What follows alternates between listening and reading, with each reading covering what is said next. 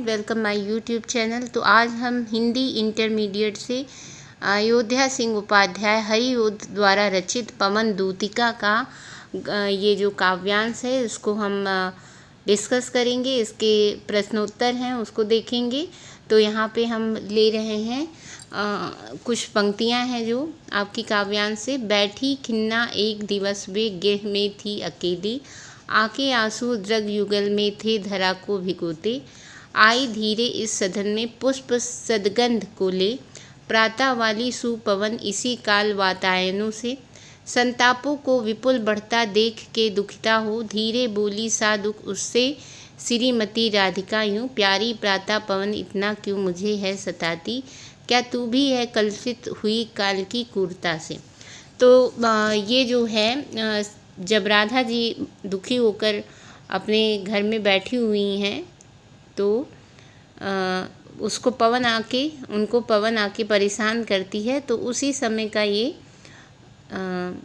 समय की ये वार्तालाप है जो वो पवन से कहती हैं। पवन यानी कि हवा से कहती हैं और पवन को एक संदेश देने को कहती हैं।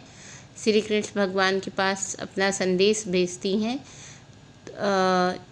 वही बातों का यहाँ पे वर्णन किया गया है, इसीलिए इसका नाम रखा गया है पवन दूतिका। पवन दूतिका, दूतिका मतलब जो दूत होते हैं जो आपके संदेश को इधर से उधर ले जाते हैं तो उसको दूत कहते हैं। तो पवन दूतिका से ये लिया गया है। ये जो पंक्तियाँ हैं ये पवन दूतिका से ली गई हैं और जिसके आपके कवि हैं अयोध्या सिंह उपाध्याय हरिओद। तो हरिओद की ये पंक्तियाँ हैं और इससे संबंधित कुछ प्रश्नोत्तर यहाँ दिए हुए हैं, उसको हम देख लेते हैं। उपयुक्त पद्यांश का संदर्भ लिखिए। तो इसमें आपको लिखना होगा जो पद्यांश का संदर्भ होता है उसमें आपको कवि का नाम और किस शीर्षक से लिया गया है। जैसे कवि का नाम आप लिखेंगे अयोध्या सिंह उपाध्याय हरिओद और शीर्षक है आपका पवन दूतिका। तो इसको लिखेंगे प्रस्तुत पद्यांश हमारी पाठ्य पुस्तक काव्य संकलन हिंदी काव्य संकलन से लिया गया है और जिस पद्यांश अयोध्या सिंह उपाध्याय हरिओद द्वारा रचित महाकाव्य प्रिय प्रवास से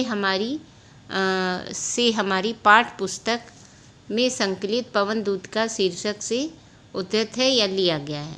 ठीक है, तो प्रस्तुत पद्यांश हमारी पाठ्य पुस्तक हिंदी काव्य संकलन के शीर्षक पवन दूतिका से लिया गया है जिसके रचयिता हैं अयोध्या सिंह उपाध्याय।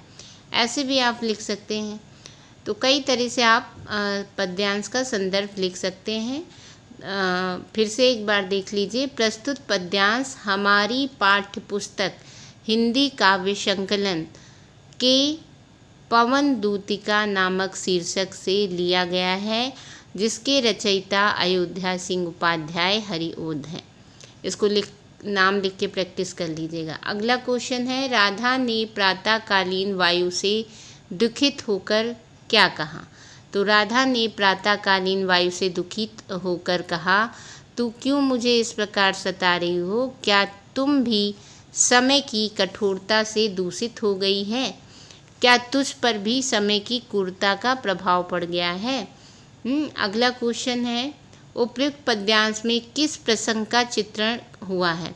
प्रसंग मतलब किस बात के बारे में कहा गया है। तो प्रस्तुत पद्यांश में राधा की मनोदशा का भावपूर्ण चित्रण किया गया है। वो दुखी है, वो बैठी है घर में अकेली, तो पवन आती उसे परेशान करती है तो वो कहती है कि तू भी क्या समय की क्रूरता से प्रभावित है। अगला क्वेश्चन है, इस पद्यांश में कौन सा छंद है। तो प्रस्तुत पद्यांश में मंदाक्रांता छंद है। तो जितने भी इसके पवन दूतिका के जो भी पद्यांश आएंगे तो उसमें छंद अगर पूछते हैं तो मंदाक्रांता छंद ही लिखना है। फिर है पद्यांश के रेखांकित अंश की व्याख्या कीजिए। तो यहाँ पे रेखांकित अंश जहाँ पे लाइन खींची होती है वो रेखांकित अंश कहलाता है। जैसे प्यारी प्रातः पवन इतना क्यों मुझे है सताती, क्या तू भी है कलुषित हुई काल की क्रूरता से।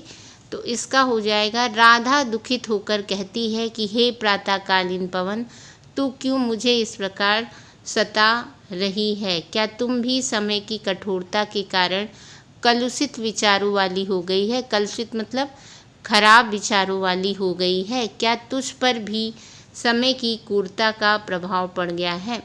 तो ये था आपका पवन दूतिका से, बैठी खिन्ना एक दिवस वे गृह में थी अकेली। तो ये आपका वेरी वेरी इम्पॉर्टेंट है, ये बहुत ही इम्पॉर्टेंट है, कई बार पेपर में पूछा जाता है, तो इसको आप ज़रूर तैयार कर लीजिएगा। और इसके राइटर का जो नाम है ये लिख के आप अभ्यास कर लीजिएगा, गलती नहीं होनी चाहिए। और अयोध्या सिंह उपाध्याय, उनके द्वारा रचित महाकाव्य प्रिय प्रवास से हमारी संकलित पाठ्य पुस्तक में संकलित पवन दूत का शीर्षक से लिया गया है। ठीक है आपका पवन दूतिका से, लज्जाशीला प्रथिक महिला जो कहीं दृष्टि आए, होने देना विकृत वसना तो ना तू सुंदरी को, जो थोड़ी भी श्रमित व हो गोद ले श्रांति खोना, ओठों की ओ कमल मुखी मलानताएं मिटाना, कोई क्लांता कृषक ललना खेत में जो दिखावे, धीरे धीरे परस उसकी क्लांतियों को मिटाना, जाता कोई जलद यदि हो व्योम में तो उसे ला छाया द्वारा सुखित करना, तप्त भूतांगना को।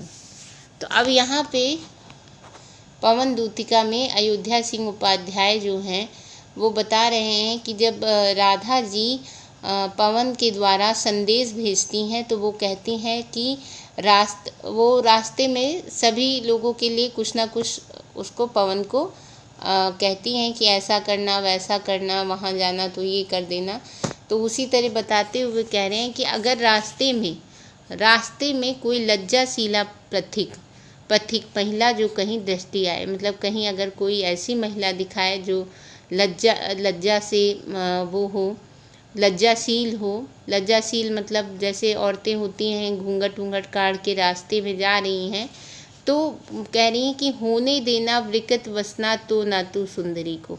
तो हवा क्या होती, हवा उड़ती हुई जाती है, और जब उड़ती हुई जाती तेज़ी से तो सब उड़ा देती है, कपड़े हो, किसी ने कपड़े पहने हों, कुछ कूड़ा हो, सब चीज़ उड़ा देती।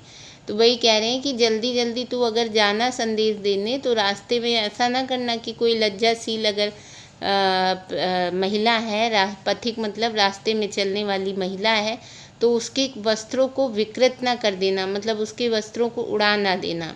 ठीक है, जो थोड़ी सी श्रमित हो, अगर वो थोड़ी सी थकी वकी हो तो गोद ले श्रांति खोना, तो उसके जो पसीने होंगे, पसीने की जो बूंदें होंगी उसको अपनी गोद में ले लेना। मतलब हवा क्या करती है, आपके पसीने को सुखा देती है ना जब चलती है, तो उसकी जो पसीने की बूंदें हैं उसको गोद में ले लेना और उसके पसीने को मतलब उड़ा देना। ओठों की ओ कमल मुख की मलानताएं मिटाना, और जो प्यास होती है, गर्मी में क्या होता है, चलते चलते प्यास लगने लगती है तो, और थकान आ जाती है, तो उसके ओठों की कमल मुख की मलानताएं मिटाना। कोई क्लांता कृषक ललना खेत में जो दिखावे, कोई अगर कृषक यानी किसान की पत्नी अगर खेत में दिखाई दे तो धीरे धीरे परस उसकी क्लांतियों को मिटाना। क्लांतियों मतलब थकान को मिटाना। आता कोई जलद मतलब है यहाँ पे बादल। यदि हो व्योम मीन्स आकाश में, तो उसे ला मतलब उसको ले आना, और छाया द्वारा सुखित करना। बादल आ जाते हैं तो क्या होता है, थोड़ा सा अच्छा लगने लगता है, धूप रहती है और बादल आ जाते हैं, छा जाते हैं, तो थोड़ा सा गर्मी कम हो जाती। तो अगर कोई किसान अगर खेत में काम कर रहा हो, उसकी पत्नी काम कर रही हो, तो जाता कोई जलद यदि हो व्योम में, तो उसे लाकर छाया द्वारा सुखित करना, तप्त भूतांगना को। तो अब इसके जैसे इससे रिलेटेड कुछ प्रश्नोत्तर दिए हैं उसको भी देख लेते हैं।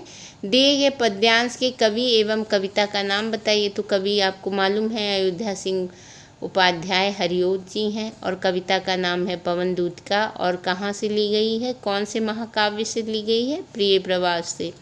राधा पवन दूतिका से राह में प्रतीकों के साथ कैसा व्यवहार करने को कहती है।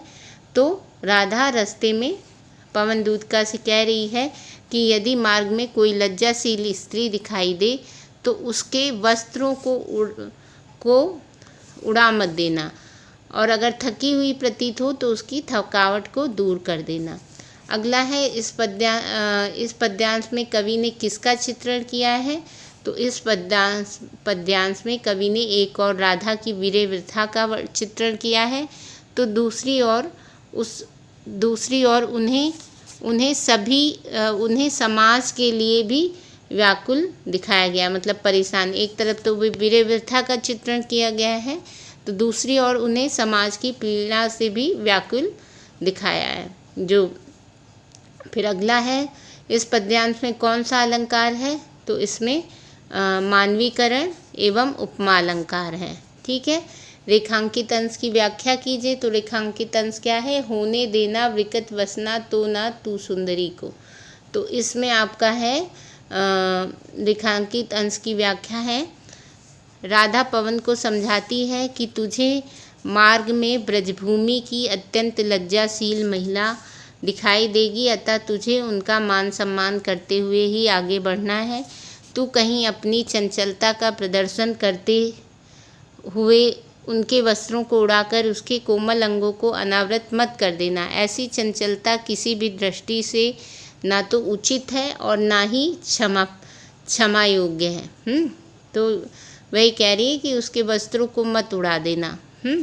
अगला है, क्वेश्चन है आपका, प्रस्तुत पद्यांश में अगला क्वेश्चन है, वियोगिनी राधा लज्जाशील महिला के लिए पवन से क्या कहती है?